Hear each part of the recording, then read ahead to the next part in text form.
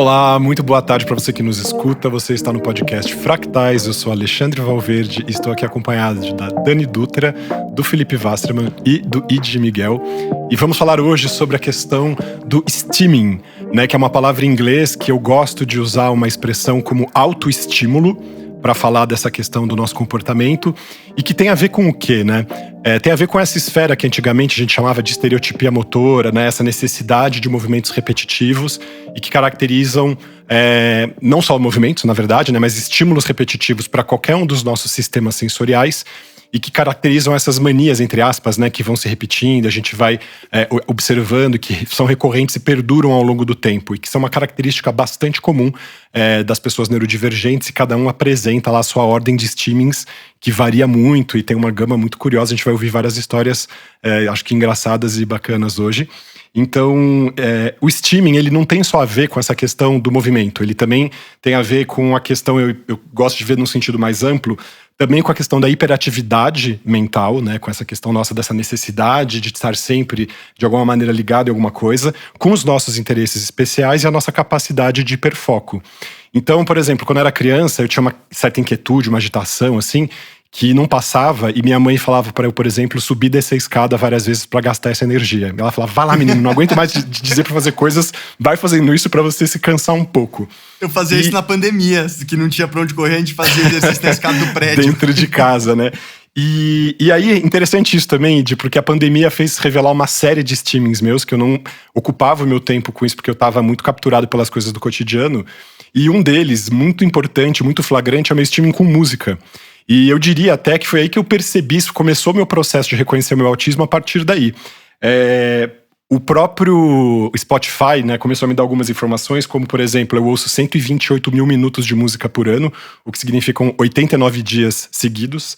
E a música que eu mais ouvi em 2020 foram 13.903 minutos, o que daria 9 dias, a mesma música.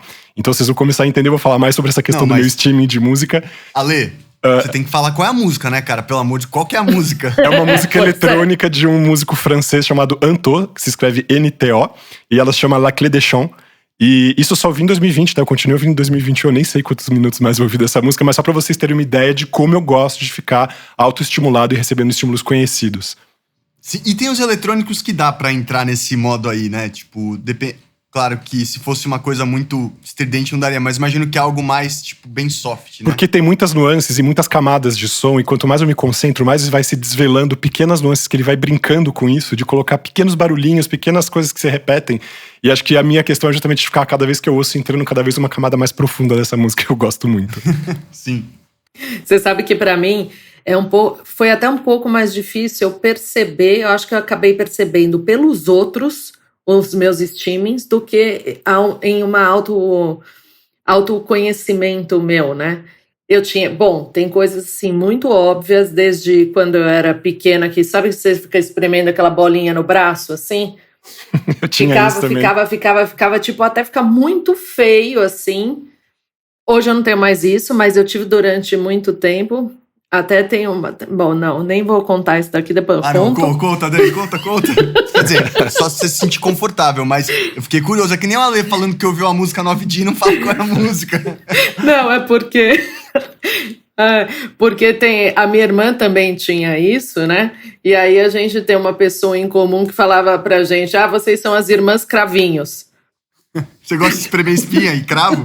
Não, era por causa disso no braço. Aliás, essa coisa de, eu não tenho com espinha e cravo, mas tem muita gente que tem, é meio louco, né? A gente que assiste vídeos. Exatamente.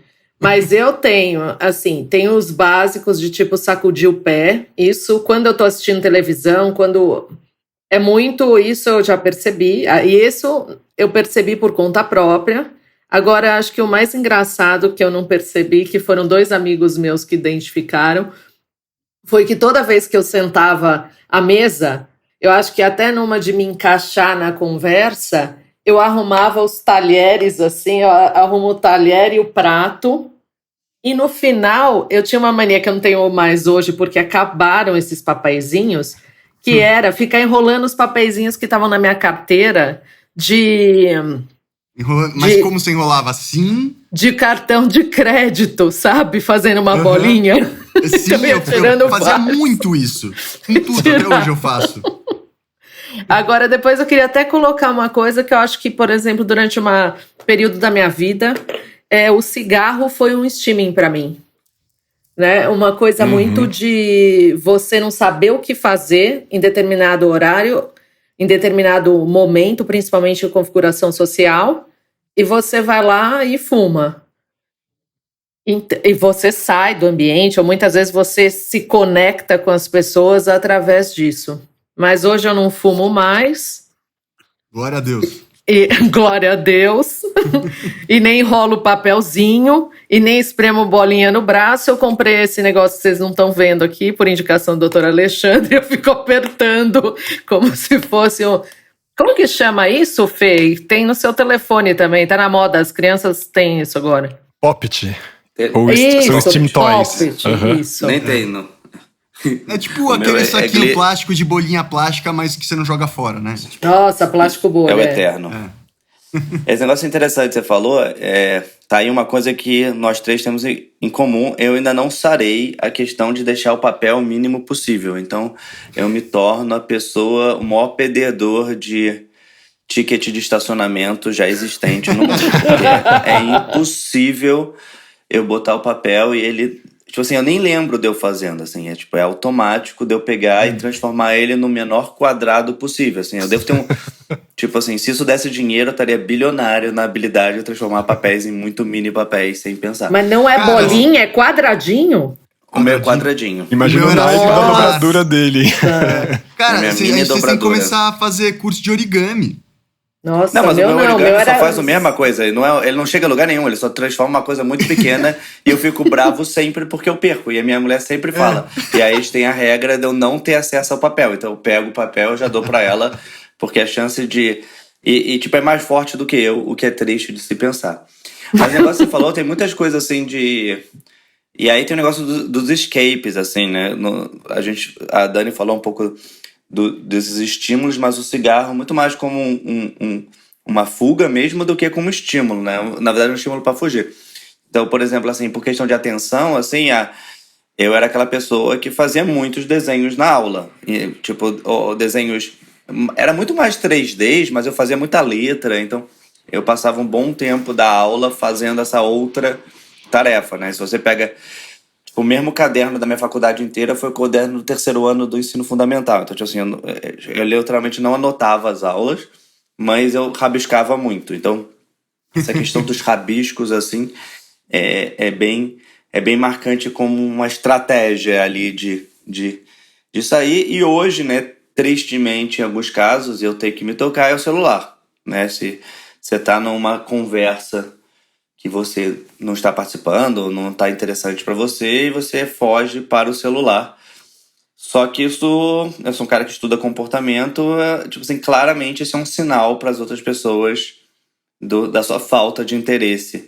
E cada pessoa leva esses sinais de modos diferentes. Então, estou cada vez mais tentando. E aí isso afeta. Às vezes eu estou assistindo um filme, eu quero muito pegar o celular, só que eu não entendo o filme de verdade. Nesse caso, quando eu estou no celular, eu não... É o contrário do desenho que eu consigo prestar bem nas outras coisas. Em filme atrapalha. É interessante que vocês trouxeram muita coisa de que...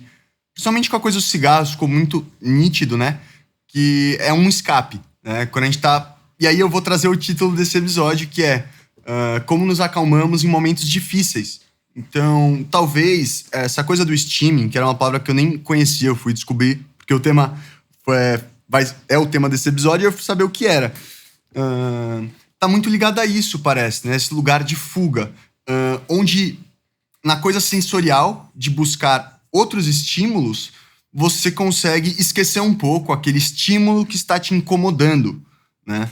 Então isso é muito interessante. E aí, acho que eu queria trazer aqui, que é muito... Todo mundo tem suas manias, né?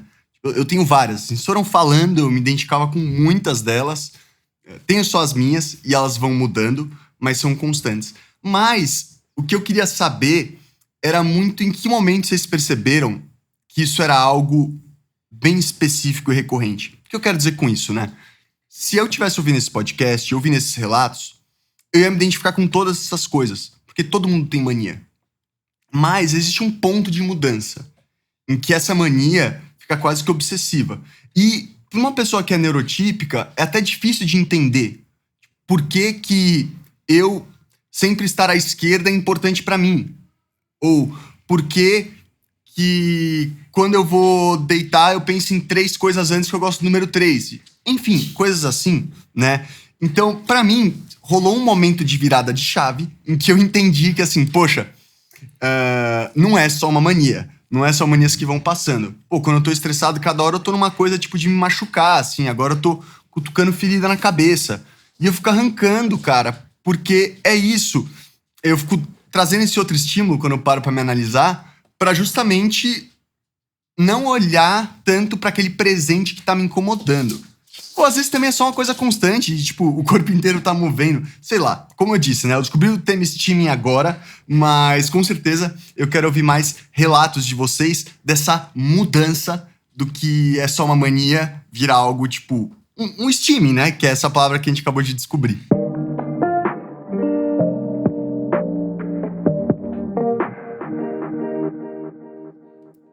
Eu realmente também não tinha a menor ideia o que era steaming antes disso. Então, eu tava lembrando de outras coisas assim. Eu acho legal que é a teoria que de perto ninguém é normal, né?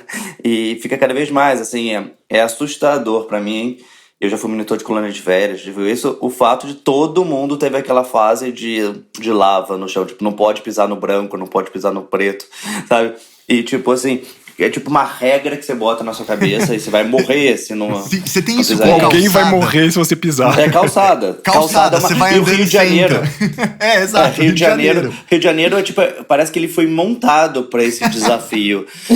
Do tipo, Leblon e Copacabana são 2 diferentes, assim, de nível de desafio dessa parte. Mas essa coisa de. E é engraçado quando você vai analisando, tipo, os seus estímulos de cada pessoa, assim, aqui mesmo nós temos diferentes. Eu já falei aqui nos outros episódios, mas, tipo assim, eu sou muito estimulado por outros, assim, mais pelos outros do que por mim mesmo, assim, as melhores ideias vêm de interações, de barulhos e tudo mais.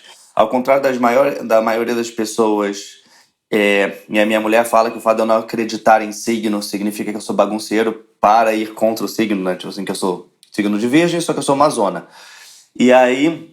E eu me motivo muito mais no caos do que na organização. Se a minha mesa está extremamente organizada, aquilo me aflige, ela não me ajuda. Então eu já tive um chefe no passado que pedia para organizar a minha mesa todo dia, e até um dia que eu organizei, tipo assim, me esforcei pra caramba pra organizar, e ele chegou e ainda falou que tava bagunçado. Eu falei, então eu não consigo mais, tipo assim, isso já tá... E ele era uma pessoa que tinha os livros em ordem crescente de tamanho na mesa, tipo assim, pra mim essas coisas... É muito confuso. Eu sinto umas vibrações das coisas, assim, diferentes, assim. Eu acho que é um pouco... Por que eu tenho esses itens atrás de mim, tipo, itens antigos? E eu falo que itens antigos trazem simbolismos e trazem uma energia diferente pra mim. Então, acho que eu sinto certas energias dos outros, sinto energia das coisas. Então, mais até do que uma autoenergia, por assim dizer. Mas você sabe que você falou do Virgem, né, Fê? E nós, o pessoal ainda não sabe que nós somos todos virginianos aqui nesse grupo, né?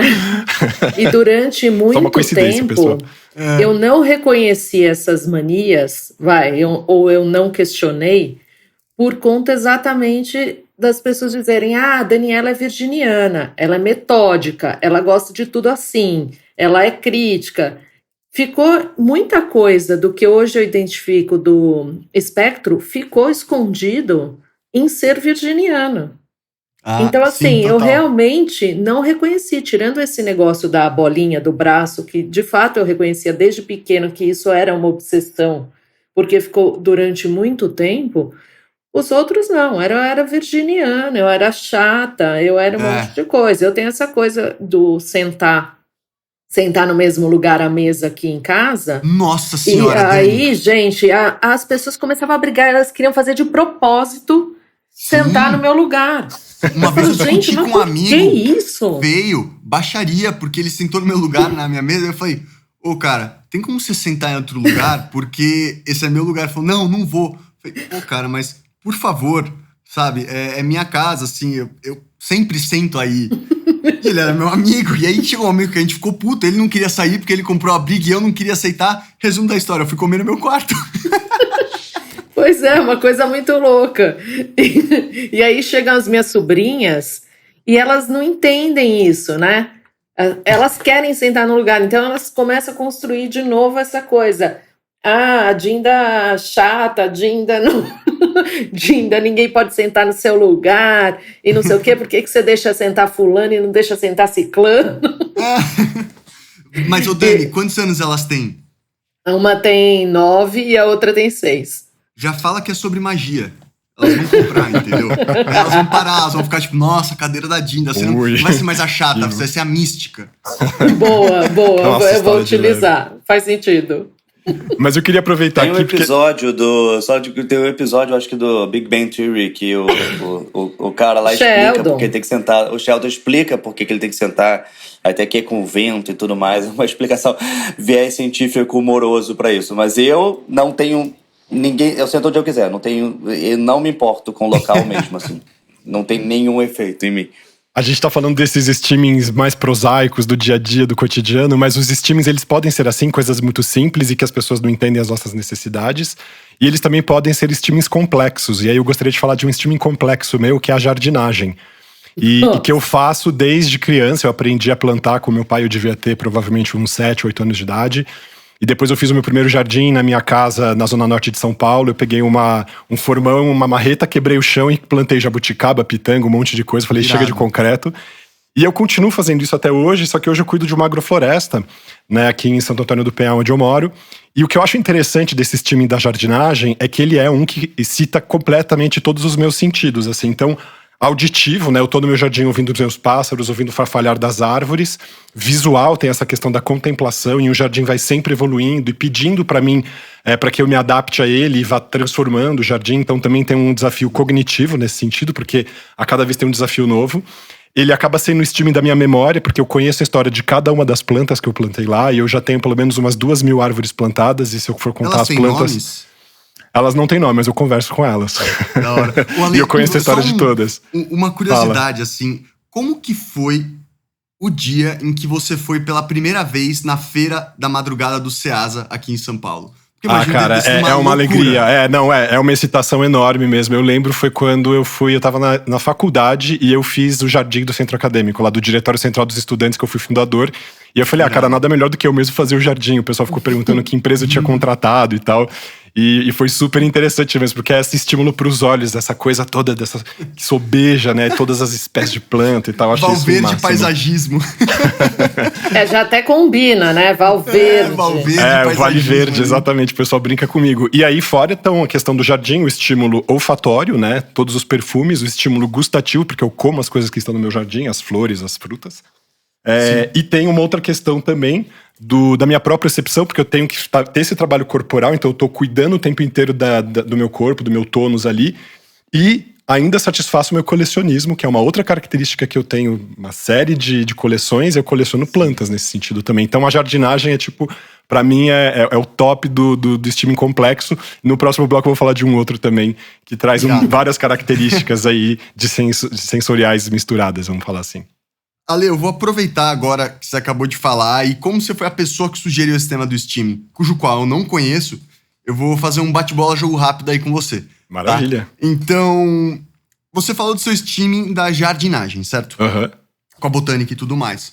O que diferenciaria isso ser um streaming de um hobby que eu gosto muito? Maravilha, perfeita essa sua pergunta. Perfeito. É porque eu durante esse momento do streaming, perfeita a sua pergunta. Porque eu falo assim, como assim? Então todo mundo que faz jardinagem vai curtir as mesmas coisas, fazendo um hobby. Por que o Alexandre tá dizendo que ele faz isso streaming? É porque eu aproveito esse momento para entrar nesse estado de hiperexcitação. Eu consigo exatamente, porque eu vou coordenando tudo. Assim, eu vou ouvindo música, então eu coloco um fone de transmissão óssea para continuar ouvindo os pássaros e ouvir música ao mesmo tempo. Eu vou trabalhando no meu corpo, eu vou pensando no meu jardim, eu vou fazendo o trabalho. E eu vou aproveitando para refletir essas questões que vocês trouxeram muito bem do escape, nessa necessidade de elaboração, e que eu uso os momentos da jardinagem também para isso. Então eu não estou ali executando um trabalho formal, que eu tenho um projeto, eu sei como é que as espécies das plantas vão ter que ficar, eu estou arranjando isso. Não, eu estou fazendo disso um processo de aprendizado, de tonificação do meu corpo, de concentração em meditação e de elaboração afetiva, porque geralmente nesses momentos também aproveito para ficar pensando em todas as minhas agruras existenciais, as minhas dificuldades e tal. Então, essa coordenação e essa ressonância, vamos dizer assim, de cada um dos meus sentidos que ficam despertos e fazem com que eu entre nesse estado que eu falei, estado de flow, que é esse estado de superprodução. Quase meditativo, né? Tipo, exatamente, meio mindfulness, assim. Exatamente, é um estado de fluxo, né, do pensamento. Eu chamo isso de steaming porque tem essa potência. Então, eu não entendo como uma atividade que não seja uma evocação de todas essas forças, vamos falar assim, vai. Então, uma característica que pra mim ficou muito clara, assim, diferenciaria um hobby que eu gosto muito pra um hobby que seria um steaming, teria a ver com essa imersão no que você tá fazendo, de entrar realmente num estado meditativo em que você descola do mundo. Exatamente. Do mundo que você vive e vai pra Exatamente. aquilo. Eu executo atividade em hiperatividade, em hiperfoco, dentro do meu interesse especial e me estimulando. Exatamente. Você descola completamente e entra ali, né? Mas aí entra uma outra questão. Tem algum fator que seria a frequência, a questão de ser obsessivo, necessário fazer aquilo? Porque às vezes você pode ter isso com algo que você faz esporadicamente, mas você não fica buscando aquilo, mas isso acontece. Perfeito. Né? Exatamente, de ter essa dimensão, dessa necessidade. Se a gente não consegue realizar esses interesses, a gente vai se sentindo cansado, esgotado. Isso participa dos nossos processos de metabolização afetiva. E se a gente não os executa, provavelmente a gente pode entrar em melt ou shutdown depois de um tempo sem essas rotinas. E no meu caso, acabam tendo algumas ciclicidades mesmo. A jardinagem eu tenho conseguido fazer agora só de fim de semana.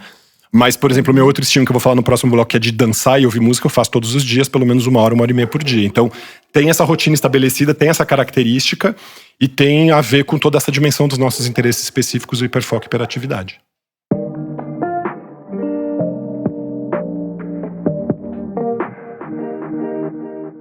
Aí, entra numa coisa bem interessante, porque a gente começa a ver que dá pra diferenciar muito claro, né? Às vezes uma pessoa que não tá acostumada com neurodivergência, ela vai ouvir muitas coisas e falar, não, mas eu também sou assim.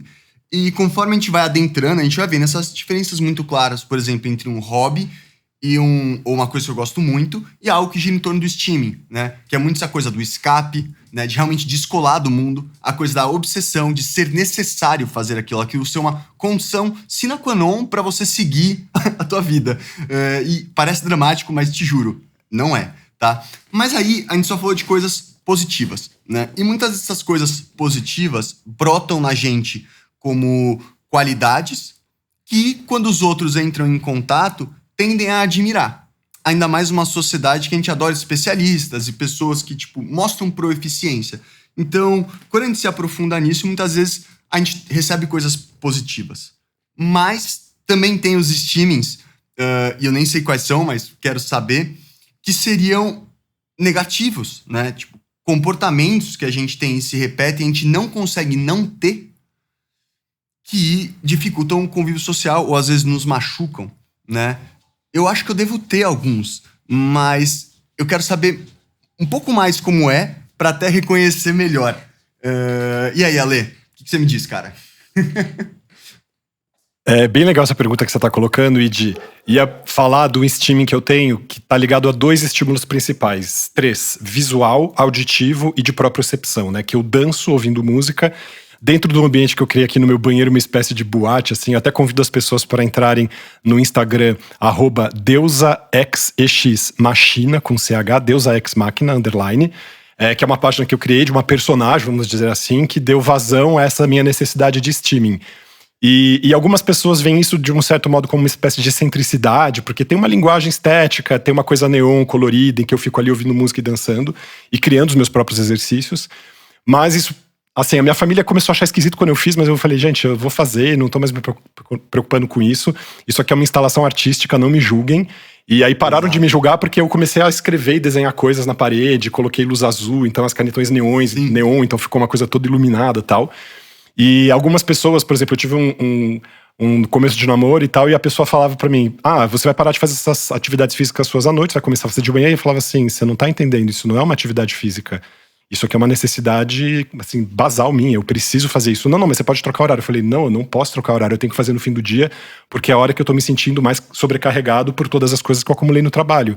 Ah, mas isso que você faz aí, como é que se chama esse negócio? Eu falo, então, pra mim é um momento sagrado em que eu lido comigo mesmo, entro no meu estado meditativo e mexo o meu corpo. Se você quer chamar isso de dança ou qualquer outra coisa, não sei, mas eu não vou deixar de fazer isso porque você se incomoda pelo fato de eu ter que fazer isso todos os dias. É bem legal isso, porque você acabou de dar um exemplo de uma coisa que é muito sua, e aí a gente entra nessa coisa da neurodivergência, né? Dos caminhos típicos e os caminhos atípicos.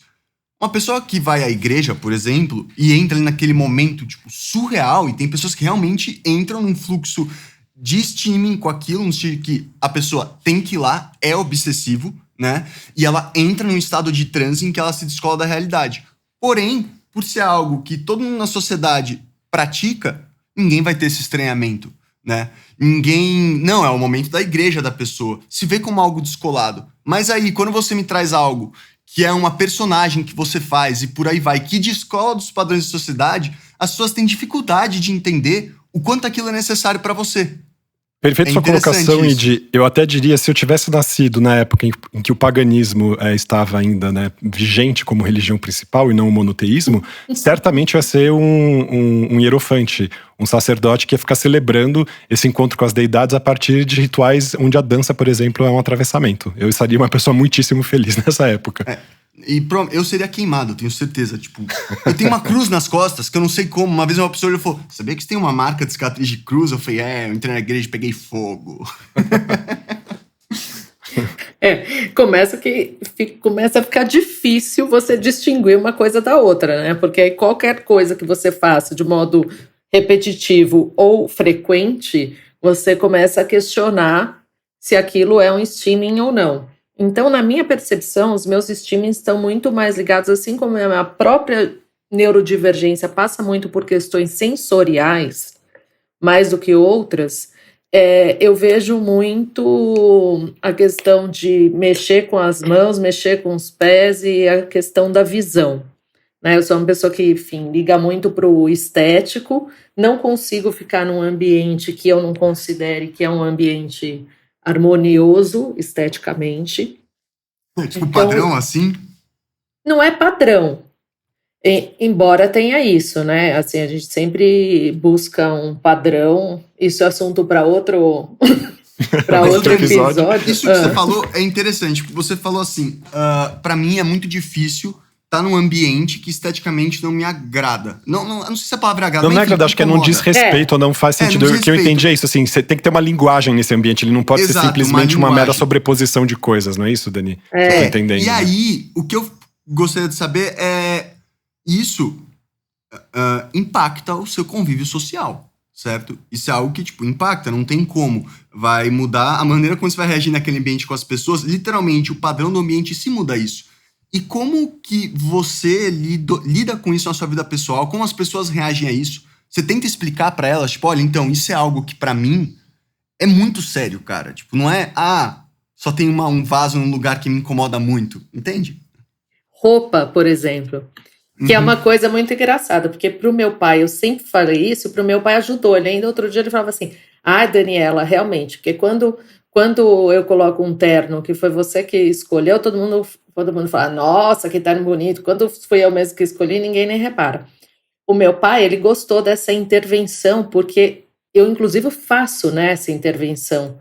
Assim, me incomoda a ponto de eu falar, e com as pessoas mais próximas, eu falo. Mas, por exemplo, a minha mãe, ela já se incomoda. Sim, ela nem liga para o que eu falo. Eu começo a falar, porque isso não tá... Esse lençol não tá combinando. Por exemplo, aquilo me agride, mas as pessoas não conseguem entender que não é uma frescura. Sim. É uma frescura, é uma aquilo me incomoda, viu? Obsessivo. Vira obsessivo. E são coisas assim, talvez que tenha a ver com essa busca de padrões mesmo. Não sei, fala, Fê.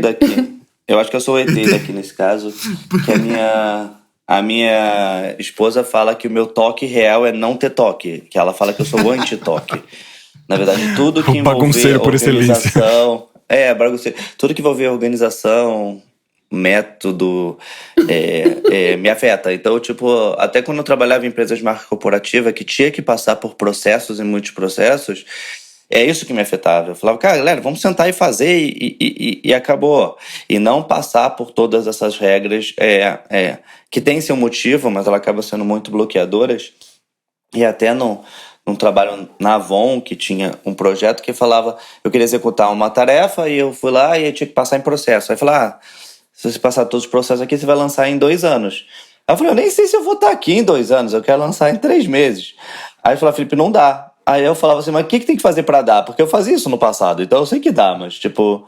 você precisa da assinatura da pessoa tal. Aí eu ia atrás da assinatura da pessoa tal. Aí chamavam de filipismo esse negócio assim. Já virou um negócio de ficar burlando as regras, assim. É maravilhoso.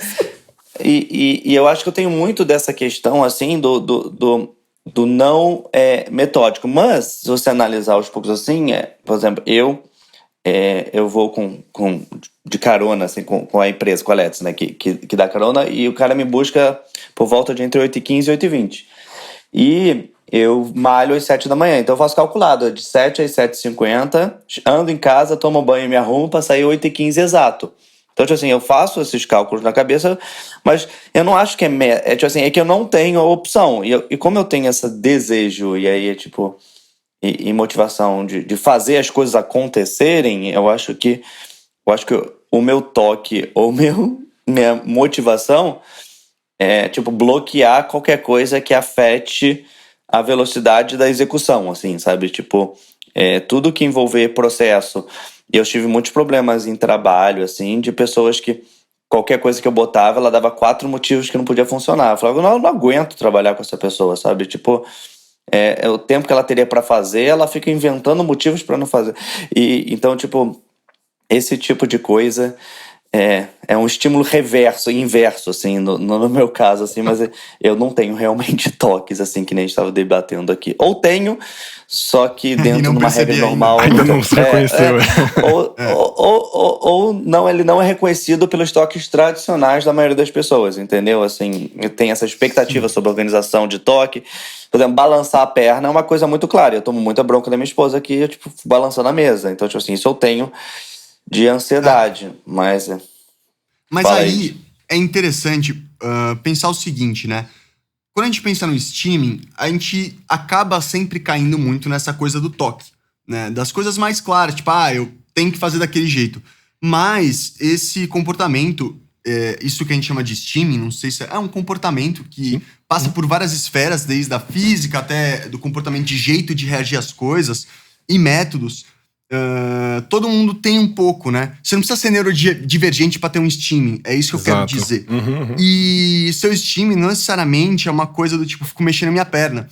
Por exemplo, o Fê tava falando, naturalmente eu percebi, quando ele falou da coisa de horário, né? Isso é algo que pra ele é muito metódico com isso. E não é tão típico alguém ser tão metódico com os minutos na sua manhã, né? E pra ele isso é algo que, tipo, não dá pra mudar. Né? Então, todo mundo vai ter essas pequenas coisas e é muito legal a gente saber desse termo do streaming e tá ligado nisso pra não ficar se cobrando com certas coisas. Perfeito, é isso mesmo, Edi. Pra mim, o que ficou, né, a coisa? Basicamente, o que define o streaming é a imersão naquilo, né? O nível de imersão que te traz um descolamento da realidade. E a outra coisa... Perdão, até fácil, seriam 3. Então, essa é uma característica. A outra seria a coisa de ser compulsivo, ou seja, ter um retorno daquilo e ser necessário. Recorrente, eu diria, Edi. Não compulsivo, acho que pega uma conotação negativa, mas recorrente. E descolamento da realidade, eu entendo o que você está querendo dizer, mas eu chamaria até porque a gente precisa daquilo para poder lidar com a própria realidade, vamos falar assim. Então, é um descolar-se para poder olhar para ela, sabe? É um distanciar-se com olhos para aquilo que você está querendo elaborar. É um pouco nesse sentido. Porque senão fica parecendo que a gente está querendo só fugir disso. E na verdade não, a gente está querendo lidar com isso, né? E também acho que a terceira coisa seria o fato de ser intransigível, né? Não é negociável. Não é negociável, é uma necessidade. Isso é muito importante. Não é uma frescura ou uma invenção. Exato. Então, você que tá ouvindo aí, ter consciência disso, é saber que quando bater aquelas coisas que bateram na tua vida a vida inteira e você não conseguiu mudar, não fica se culpando, entendeu? Pega e fala, olha, isso pra mim é intransigível, porque eu sou diferente de você e você é diferente de mim e tá tudo bem. Claro que coisas e coisas. A partir do momento que você infringe a liberdade do outro, não dá, né? Mas, Claro. enfim. Mas não Maravilha. sentem na nossa cadeira, né, Id? Não sentem na nossa cadeira, exatamente, cara. Realmente foi uma treta, entendeu? Você tá trazendo- Pode falar. Eu ia só comentar, não falei, desculpa. Termina. Não, você fala que realmente foi uma treta no sentido de que, cara, eu briguei com a pessoa por conta da cadeira. A pessoa até hoje não consegue entender. Tipo, acha que eu sou superficial, que eu sou besta, que não sei o quê, mimado, coisas assim. Você fala, cara, você não tá entendendo, meu brother. Eu queria trazer isso até para também aproveitar encerrando aqui minha fala em relação a essa questão. É super importante a gente ter clareza que o stimming, ele foi visto antes como sinal, né, desse comportamento, sintoma do autismo, como se a gente estivesse caracterizando uma doença e o stimming fosse sintomas dessa doença. E na verdade o stimming não é um sintoma, ele é uma solução. É um modo que nós encontramos para lidarmos com essas situações estressoras, não importa de onde elas venham, se são estresses emocionais, estresse cognitivo, intelectual, social, sensorial. E então, na verdade, a gente tem que cuidar do stimming, porque esse é o modo de cuidado consigo mesmo. Eu acho que a nossa relação com os nossos stimmings é uma relação de amor próprio. E é interessante que você está trazendo que a tua fala é essa, de você acolher, respeitar, aceitar o seu stimming, entender essa necessidade intransigente dele e cuidar para que você não se atropele, não passe por cima de você para fingir que você não tem essas necessidades. Sim. E até pra encerrar aqui, você que tá ouvindo, não sei se você sabe, mas dentro do episódio tem uma caixa de perguntas lá, onde você pode interagir com a gente, falar o que você pensou. Muitos dos temas que a gente tá trazendo aqui são temas novos, temas em construção, né, com diversas visões e opiniões. Então, entra lá, vai ter a pergunta, o que é stimming pra você? Você reconhece na sua vida? A gente quer saber pra entender aí o que é esse stimming e construir coletivamente. Então é isso, pessoal. Aquele abraço, beijo no coração de todos. Beijo, gente. Até a próxima. Dá tchau, Felipe. Até a próxima, galera. Fui dar tchau pro lugar errado. Até abraço. Falou! Um grande abraço, pessoal. Tchau, tchau. Tchau, tchau, gente.